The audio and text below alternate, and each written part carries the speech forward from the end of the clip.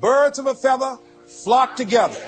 You run around with losers, you will end up a loser. Unconsciously, you will pick up their ways, you'll pick up their habits, you'll pick up, most importantly, their attitude about life.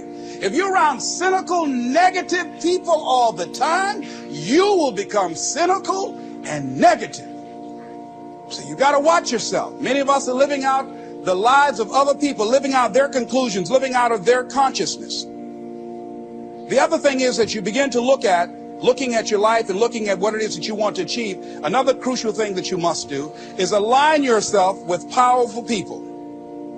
Align yourself with people that can encourage you, people that can empower you, people that you can learn from, people that you can grow from. That's very important. See, if you have people around you that can contribute to your growth.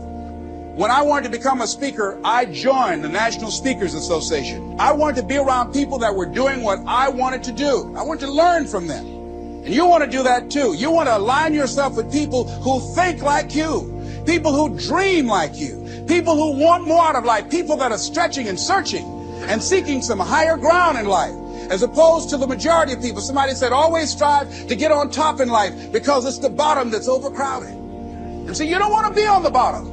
See, it's easy to be on the bottom. It doesn't take any effort to be a loser. It doesn't take any motivation, any drive in order to stay down there on a low level. But it calls on everything in you, ladies and gentlemen. You have to harness your will to say, I'm going to challenge myself. Sometimes I have to pull myself out of bed and say, come on, Les. Things I know I should do, I don't do. Things I shouldn't do, I do. I found that the biggest enemy you have to deal with is yourself. There's an old African proverb that says, if there's no enemy within, the enemy outside can do us no harm. So as you begin to look toward making this your decade, as you begin to look toward making your life different, as you begin to look at yourself, you've got to redefine yourself. Who are you right now? And who must you become in order to create what you want? What has to change about you? What is it that you're doing right now that would be a liability for you? As you begin to look toward the future and take inventory of yourself, what is it about you right now that you've got to leave this behind because this no longer fits? Looking at where you want to go and the kind of person that you must become, the kind of standards that you have for you. What is it that you must do differently? If you want to keep on getting what you're getting, keep on doing what you're doing. It makes sense unless you change your pattern, unless you change the way you're thinking, unless you change your behavior, you're going to continue to produce the results in your life. See, all of us are winners, but some of us are producing results that we don't want. And so all you have to do is look at your game plan, look at your strategy. What is it that you've been doing to produce this?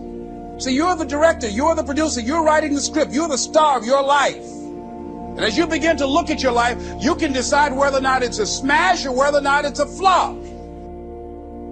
That's in your hands. Look at your life, look at where you want to go. Don't worry about your circumstances. Don't worry about your age. I have a friend who's up in age, over 70, and she wanted to build a multi-million-dollar complex. The name is Dr. Johnny Coleman. Lenders and bankers say, you can't do that, you're too old. She ignored them. That building now stands, ladies and gentlemen, a multi-million-dollar structure. But there are a lot of people who would have listened to that. There are a lot of people that would not have even gotten to that point. They would have talked themselves out of even going down to the bank to ask for it, because they've already said no to themselves. See, it's time now. If you want to make this your decade, you've got to start saying yes to your life. You've got to start saying yes to your dreams, yes to your unfolding future, yes to your potential, as opposed to saying no. See, 87% of our self-talk is negative. So you've got to make a conscious, deliberate, determined effort to say yes to your dreams. Why not? Why not me? Don't spend time like most people going through life complaining. It doesn't matter what happens to you. The only thing matters, what are you going to do about it? That's all that matters. Okay, life knocked you down. What are you going to do about it? How long are you going to sit there and say, you know what they did to me?